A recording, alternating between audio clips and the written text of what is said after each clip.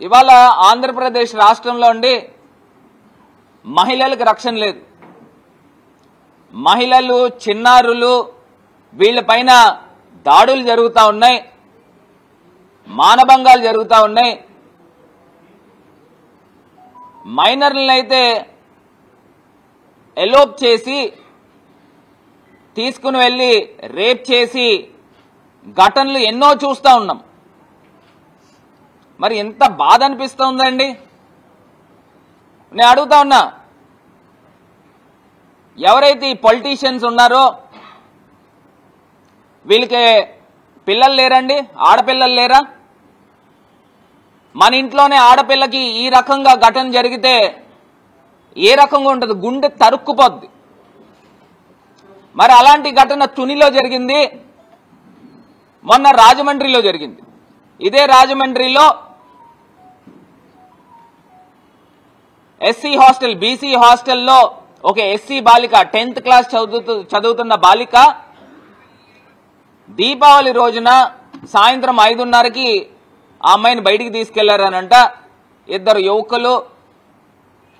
మళ్ళీ ఎప్పుడు తీసుకొచ్చారో వాళ్ళు చెప్పడం గంటలో తీసుకొచ్చారని చెప్తున్నారు, కానీ అది అందులో వాస్తవాలు లేవు. వార్డెన్ అడగగా ఆ అమ్మాయి నిజాలు చెప్పింది. అంటే ఆమెని ఒక ఇద్దరు యువకులు ఆమెని లైంగికంగా లోబర్చుకుని, ఒక మైనర్, ఇంత ఘటన జరిగితే ప్రభుత్వం కానీ, ఎమ్మెల్యే కానీ, లేకపోతే ఇక్కడ ఉన్న స్థానికంగా ఉన్న మంత్రులు కానీ, అధికారులు కానీ ఏదో కంటి తుడుపు చర్యల కిందన ఏదో అరెస్ట్ చేశాము అని చెప్తా ఉన్నారు. అసలు ఇలాంటి ఘటనలు వెలుగులోకి వచ్చినాయి, ఈ ఘటనలు వచ్చినాయి కాబట్టి మనం మాట్లాడుతూ ఉన్నాం. వెలుగులో రాలేని అంశాలు ఇంకెన్ని ఉన్నాయో, వీటి పరిస్థితి ఏంటి, సంగతి ఏంటి? మరి దాన్ని బేస్ చేసుకుని అక్కడ బీసీ హాస్టల్ దగ్గర మేము ధర్నా చేస్తే మా పైన కేసులు. మరి అక్కడ ఉన్న మహిళలు, మరి వాళ్ళకందరికీ కూడా కడుపు తరుక్కుపోతా ఉంది. మన ఇంట్లో ఆడపిల్లలకి ఇలా జరిగితే ఏం చేస్తాము? అక్కడ హాస్టల్కి ఎదురుగుండా ఈవీఎం ఎమ్మెల్యే ఫోటో ఉంది, ఏదో పోస్టర్. ఆ పోస్టర్ దగ్గర మహిళలు కడుపు తరుక్కుపోయి పేడ జల్లితే ఆమెని నిన్న తీసుకుని వచ్చి 3 టౌన్ పోలీస్ స్టేషన్లో 10 మంది, అను యాదవ్ ఇంటికి 10 మంది పోలీసులు వెళ్లి ఆమెని అరెస్ట్ చేసి 3 గంటల పాటు హైడ్రామా. నేను వెళ్లేదాకా నాతో వాగ్వాదం పెట్టుకున్నారు. నేను వెళ్లేదాకా వదిలిన సందర్భాలు లేవు. నేను అడుగుతా ఉన్నా, ఈ ఈవీఎం ఎమ్మెల్యే ఏమన్నా దేశ నాయకుడా, లేదా ఏమన్నా స్వాతంత్ర సమరయోధుడా? ఇప్పుడు ఎస్సీ బాలికకి తీసుకొచ్చి రేప్ చేసి ఆమెను మళ్ళీ హాస్టల్లో పెడితే ఎదురుగుండా ఫోటో పెట్టుకుంటే స్థానికంగా ఉన్న ఎమ్మెల్యేని ప్రశ్నించరండి? కడుపు తరుక్కుపోయి పేడ జల్లింది. నేను అడుగుతా ఉన్నా, ఈయనేదో పెద్ద దేశ నాయకుడి కిందన ఆమెను తీసుకుని వచ్చేసి జైల్లో కూర్చోబెట్టారు. నేను అడుగుతా ఉన్నా, సుప్రీంకోర్టు చీఫ్ జస్టిస్ పైన చెప్పుల దాడి చేశారు. నిజంగా భారతదేశంలో ప్రజాస్వామ్యంలో హైయెస్ట్ పొజిషన్లో ఉన్న వ్యక్తి పైన మరి ఈ ఈవీఎం ఎమ్మెల్యే ముఖం మీద పేడ జల్లారని చెప్పి ఆ పేడ జల్లిన ఫోటో కూడా, వీడియో కూడా మాకు కూడా పోలీసులు ఇస్తే అది ఒరిజినల్ మార్పుడ్ అనేది కూడా మేము కూడా తెలుసుకుంటాం. అది కూడా బయట పెట్టి సోషల్ మీడియాలో పెట్టండి. ఆ ముఖం మీద జనాలకు కూడా తెలుస్తుంది. ఈవీఎం ఎమ్మెల్యే ఉన్న ప్లేస్లో ఎదురుగుండా హాస్టల్ ఎదురుగుండా ఫోటో పెట్టుకున్నాడు. మరి హాస్టల్లో ఉన్న బాలికలకు రక్షణ లేదు. ఈయన పైన జల్లినందుకంట 3 గంటలు ఒక బీసీ మహిళని తీసుకుని వచ్చి పోలీసులు 10 మంది ఇంటికి వెళ్లి భయభ్రాంతులు గురి చేసి తీసుకుని వచ్చి స్టేషన్లో కూర్చోబెడితే మేమంతా వెళ్ళి నేను అడుగుతున్నాం, 41A నోటీస్ ఇచ్చారు. ఇచ్చి ఆమెను బయటికి పంపించిన తర్వాత మళ్ళీ సీఏ గారు వచ్చారంట. సీఏ గారు వచ్చి మళ్ళీ నువ్వు లోపలికి రా, ఇన్వెస్టిగేషన్ చేయాలట. నేను అడుగుతా ఉన్నాను, ఇదేమన్నా మర్డరా లేకపోతే ఏదన్నా రేపా?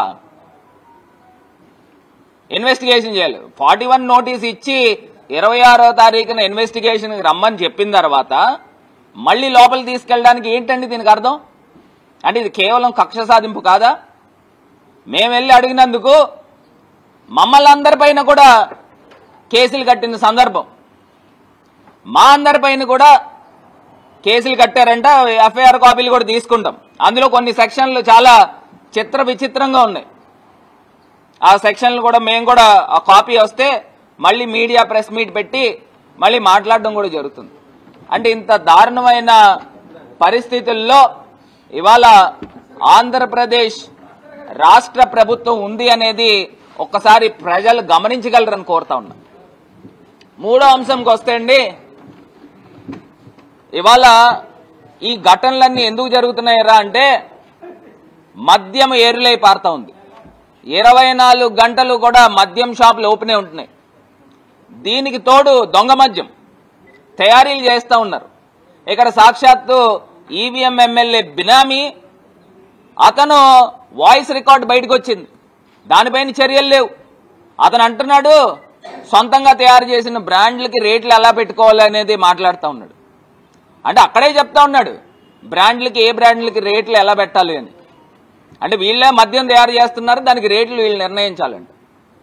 బెల్ట్ షాపులు ఒక పరిధిలో ఉన్నోళ్ళు వాళ్ళే ఆ షాప్ వాళ్ళే పెట్టుకోవాలి, బెల్ట్ షాపులు పక్కన వాళ్ళు పెట్టుకోకూడదని. ఇంత దారుణంగా జరుగుతూ ఉంటే మరి అల్లర్లును అఘాయిత్యాలు జరగకపోతే ఏం జరుగుతాయండి? యువకులకు 24 గంటలు మద్యం తాగిస్తే ఏమవుతుందండి? ఇదే జరుగుతుంది.